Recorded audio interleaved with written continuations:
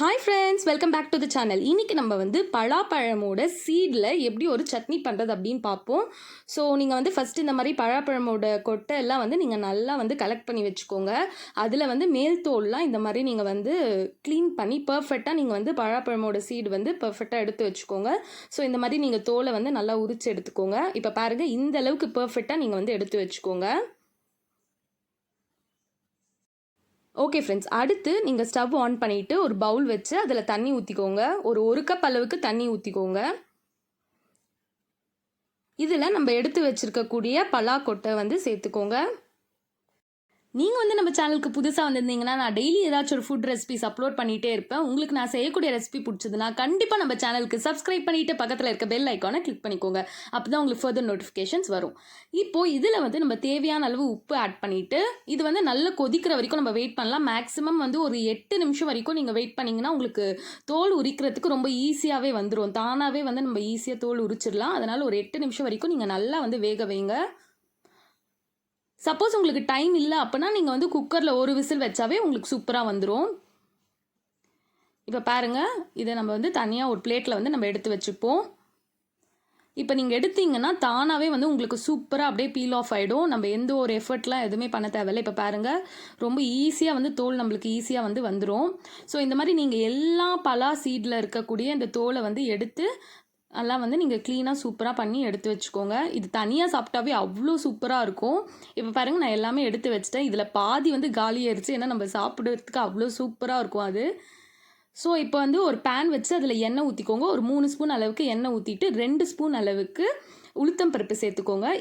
Okay friends, இந்த உளுத்தம் பருப்பு வந்து நல்லா பொரிஞ்ச உடனே நம்ம ஒரு பெரிய வெங்காயம் வந்து நல்லா ரஃபாக சாப் பண்ணி இதில் சேர்த்துக்க போகிறோம்.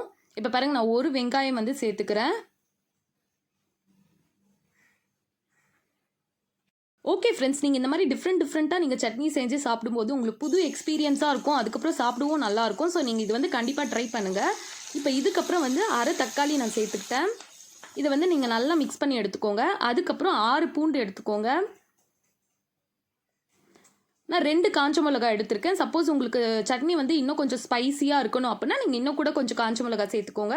அதுக்கப்புறம் நம்ம வேக வைத்து எடுத்துருக்கக்கூடிய பலாப்பழமோட சீடு வந்து இதில் சேர்த்துட்டு இதையும் எல்லாத்தையுமே வந்து நீங்கள் எல்லாம் ஒன்று போல் வந்து நீங்கள் நல்லா மிக்ஸ் பண்ணிக்கோங்க.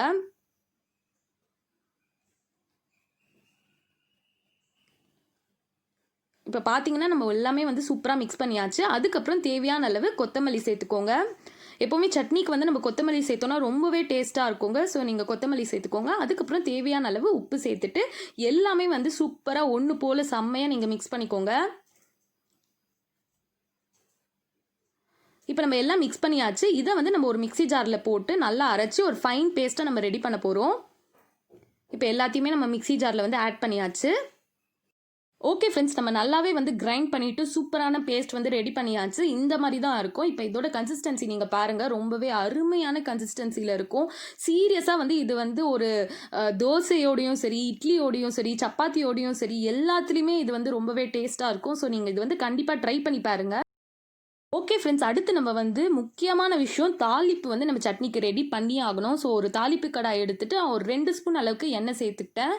அதுக்கப்புறம் இதில் வந்து ஒரு 1/4 ஸ்பூன் அளவுக்கு கடுகு எடுத்துக்கிட்டாச்சு. கடுகு வந்து சேர்த்துக்கோங்க. இது வந்து நல்லா பொரிஞ்ச உடனே அதுக்கப்புறம் நம்மளுக்கு ரொம்பவே முக்கியமான ஒரு விஷயம் என்ன அப்படின்னா கருவேப்பிலை சேர்த்துக்கிட்டேன். இப்போ இது எல்லாமே வந்து நல்லா பொரிஞ்ச உடனே நம்ம சட்னியில் வந்து ஆட் பண்ணிக்கலாம். ஓகே ஃப்ரெண்ட்ஸ், நம்ம ரொம்பவே சூப்பரான பழப்பழமோட சீட்லேருந்து நம்ம அருமையான சட்னி வந்து நம்ம சூப்பராக ரெடி பண்ணிட்டோம். உங்களுக்கு இந்த ரெசிபி பிடிச்சதுன்னா நீங்களும் உங்கள் வீட்டில் ட்ரை பண்ணிவிட்டு உங்கள் வீட்டில் இருக்க எல்லாருக்குமே நீங்கள் கொடுத்து சாப்பிட்டு செம்மையாக என்ஜாய் பண்ணுங்கள். அதுக்கப்புறம் கீழே போயிட்டு கமெண்ட் பண்ணுங்கள், ஷேர் பண்ணுங்கள். மறக்காமல் நம்ம OMG சமையல் சேனலுக்கு சப்ஸ்கிரைப் பண்ணிவிட்டு பக்கத்தில் இருக்க பெல் ஐக்கானை மறக்காமல் கிளிக் பண்ணிக்கோங்க. அப்போ தான் உங்களுக்கு ஃபர்தர் நோட்டிஃபிகேஷன் வரும். தேங்க்ஸ் ஃபார் வாட்சிங் த வீடியோ காய்ஸ்.